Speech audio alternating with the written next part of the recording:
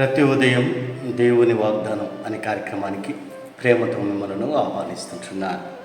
ఉదయకాల సమయంలో దేవుడు మన కొరకు ఏర్పాటు చేసినటువంటి వాక్యభాగము మొదటి సమూయేలు గ్రంథము 26వ అధ్యాయము 25వ వచనాన్ని ధ్యానించుకుందాం. మొదటి సమూయేలు గ్రంథము 26వ అధ్యాయము 25వ వచనాన్ని ధ్యానించుకుందాం. అందుకు సౌలు, దావీదా నాయన, నీవు ఆశీర్వాదము పొందుదువు గాక, నీవు ఘనకార్యములను పూనుకుని విజయము నొందుదువు గాక అని దావీదుతో అనెను. అప్పుడు దావీదు తన మార్గమున వెళ్ళిపోయాను, సౌలును తన స్థలమునకు తిరిగి వచ్చెను. క్రీస్తునందు ప్రేమైన దేవుని బిడ్డలారా, ఈ యొక్క చదవబడినటువంటి వాక్యభాగంలో పరిశుద్ధాత్మ దేవుడు ఈరోజు మనకు ఇస్తున్నటువంటి వాగ్దానము. అందుకు సౌలు, దావీదా నాయన, నీవు ఆశీర్వాదముకు పొందుదువు గాక. ఈ యొక్క వాగ్దానాన్ని దేవుడు మనకును మన కుటుంబాలకును దేవుడు ఇస్తూ ఉంటున్నాడు. ఈ యొక్క వాగ్దానాన్ని పొందుకొని మన జీవితాలకు మన కుటుంబాలకు దేవుడు ఆశీర్వాదకరంగా ఈ యొక్క వాగ్దానాన్ని మార్చును గాక. మరి ఈ యొక్క మాటల యొక్క అంతరార్థాన్ని, ఆత్మీయ సత్యాలను మనం గ్రహించినట్లయితే ఇక్కడ సౌలు దావీదుతో మాట్లాడుతున్నటువంటి ఈ యొక్క మాట, సౌలు ఇశ్రాయేలీయులకి మొదటి రాజుగా సౌలు ఉంటున్నాడు. మరి దావీదు ఇశ్రాయేలు యొక్క జనంలోని ఒక సాధారణమైనటువంటి వ్యక్తిగా దావీదు ఉంటున్నాడు. కానీ దావీదు దేవుని యందు భయభక్తులు కలిగినటువంటి వాడు, దేవుని చేత అభిషేకం పొందినటువంటి వాడుగా దావీదు ఉంటున్నాడు. మరి సౌలు రాజుగా ఉంటున్నాడు, దావీదు దేవుని యొక్క సేవకుడుగా ఉంటున్నాడు, దేవుని యందు భయభక్తులు కలిగినటువంటి వాడుగా ఉంటున్నాడు. అనునిత్యము దావీదు దేవుణ్ణి కీర్తిస్తూ ఉంటున్నాడు. గొర్రెల కాపరిగా ఉన్నటువంటి దావీదు, మరి దావీదు యొక్క జీవితము మరి ఎంతో విలువైనదిగా మనం చూడగలం దావీదు యొక్క జీవితంలో. మరి ఈ యొక్క సందర్భము ఎలాంటి సందర్భము లో సౌలు దావీదుతో ఈ యొక్క మాటలు మాట్లాడుతూ ఉంటున్నాడంటే, మరి అనేక కార్యాలు జరిగించున్నాయి. అంతకుముందు ఫిలిస్తీన్ని ఓడించటము, దావీదు మరి అక్కడ ఘనత చెందినట్టుగా మనం చూస్తుంటున్నాం.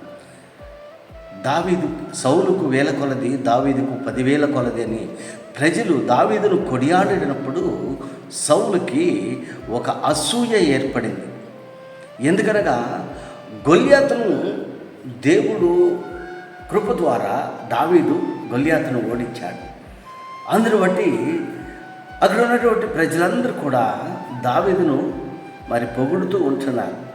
సౌలుకి అసూయ కలిగింది. ఎందుకనగా రాజును నేను, మరి నన్ను కాదని ఈ యొక్క వ్యక్తిని మరి పొగుడుతూ ఉంటున్నారు అని దావీదు పైన అసూయ పెంచుకున్నాడు సౌలు.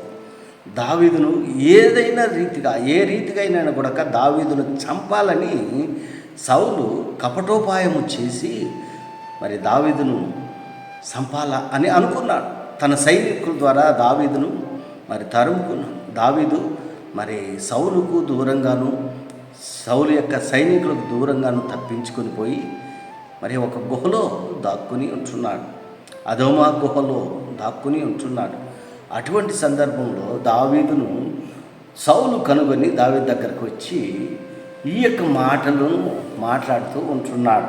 పైభాగంలో మనం గమనించినట్లయితే 23వ వచనంలో, యెహోవా ఈ దినమును నిన్ను అప్పగించినను, నేను యెహోవా చేత అభిషేకము నొందిన వారిని చంపనొల్లకపోయినందున ఆయన నా నీతిని, నా విశ్వాసం చూచి నాకు ప్రతిఫలము దయచేయను, చిత్తగించుము. ఈ దినమున నీ ప్రాణము నా దృష్టికి ఘనమైనందున యెహోవా నా ప్రాణమును తన దృష్టికి ఘనముగా ఎంచి బాధలన్నింటిలో నుండి నన్ను రక్షించును గాక అని చెప్పిన. అందుకు సౌలు, దావీదా నాయన, నీవు ఆశీర్వాదము పొందుదువు గాక అని సౌలు దావీదును దీవిస్తూ ఉంటున్నాడు. ఎందుకనగా దేవుని చేత అభిషేకము పొందినటువంటి దావీదు, మరి సౌలు దావీదును ఈ రీతిగా ఆశీర్వదిస్తూ ఉంటున్నాడు. నువ్వు ఆశీర్వాదమును పొందుదువు గాక, నీవు ఘనకార్యములను పూనుకొని విజయము నొందుదుగాక అని దావీదుతో మరి సౌలు చెప్తూ ఉంటున్నాడు. క్రీస్తునందు ప్రియమైన దేవుని బిడ్డలారా, దేవుణ్ణి ఎరిగినటువంటి బిడ్డలుగా మనం ఉంటున్నాము.